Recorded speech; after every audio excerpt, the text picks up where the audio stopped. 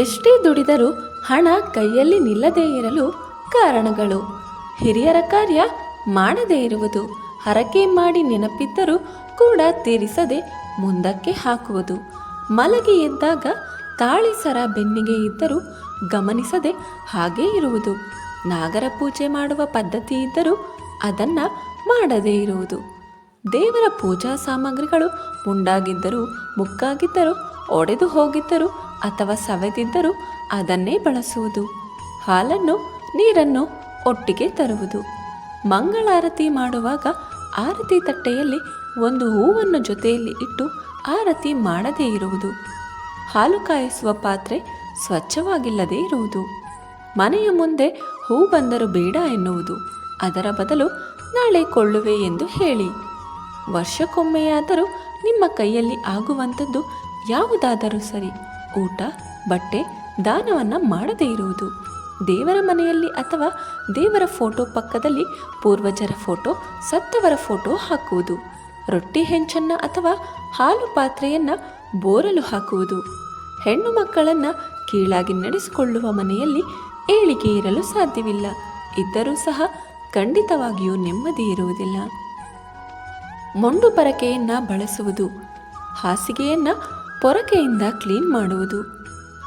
ತುದಿ ಮುರಿಯದೆ ಹಣ್ಣುಗಳನ್ನು ನೈವೇದ್ಯ ಮಾಡುವುದು, ದೇವರಿಗೆ ನೈವೇದ್ಯವನ್ನು ಪೇಪರ್ ಅಥವಾ ಪ್ಲಾಸ್ಟಿಕ್ನಲ್ಲಿ ಇಡುವುದು, ಅಂತ್ಯಕ್ರಿಯೆ ಮೆರವಣಿಗೆಯ ಮುಂದೆ ನಡೆಯುವುದು, ಚಿಕ್ಕ ಚಾಪೆ ಮಣೆ ಯಾವುದು ಹಾಕಿಕೊಳ್ಳದೆ ನೆಲದ ಮೇಲೆ ಕುಳಿತು ಪೂಜೆ ಮಾಡುವುದು, ದೇವರ ದರ್ಶನ ಪಡೆದು ದೇವಸ್ಥಾನದಿಂದ ಮನೆಗೆ ಬಂದ ತಕ್ಷಣ ಪಾದಗಳನ್ನು ತೊಳೆಯುವುದು, ಹಸಿದಿರುವವರಿಗೆ ಊಟ ಕೊಡದೆ ಕಳುಹಿಸುವುದು, ಮುರಿದ ಬಾಚಣಿಗೆಯಿಂದ ತಲೆ ಬಾಚುವುದು, ಇದು ರಾಹುವಿನ ತತ್ವ ಹೊಂದಿರುತ್ತದೆ, ಇದು ಬಡತನವನ್ನು ತರುತ್ತದೆ, ವಾಲ್ನಲ್ಲಿ ಚಿಲ್ಲರೆ ಹಣ ಮತ್ತು ನೋಟುಗಳನ್ನು ಒಟ್ಟಿಗೆ ಇಡುವುದು, ದೇವಸ್ಥಾನದಲ್ಲಿ ದಾನ ಮಾಡದೆ ಊಟ ಮಾಡಿ ಬರುವುದು, ವಯಸ್ಸಾದ ವ್ಯಕ್ತಿ ಅಥವಾ ಮಗುವಿನಿಂದ ಖರೀದಿಸುವಾಗ ಅತಿಯಾಗಿ ಬೆಲೆ ಕಡಿಮೆ ಮಾಡುವುದು,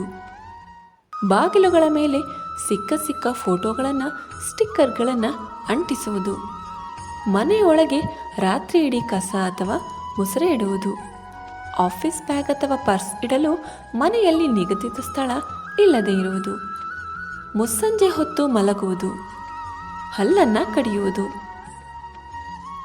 ಮನೆಗೆ ಬಂದ ಅತಿಥಿಗಳ ಮೇಲೆ ಕಿರಿಕಿರಿಯಾಗುವುದು,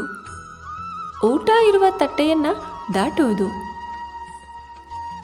ಹೊಸ್ತಿಲ ಹೊರಗೆ ಒಂದು ಕಾಲು ಒಳಗೆ ಒಂದು ಕಾಲು ಹಾಕಿ ನಿಲ್ಲುವುದು ಅಥವಾ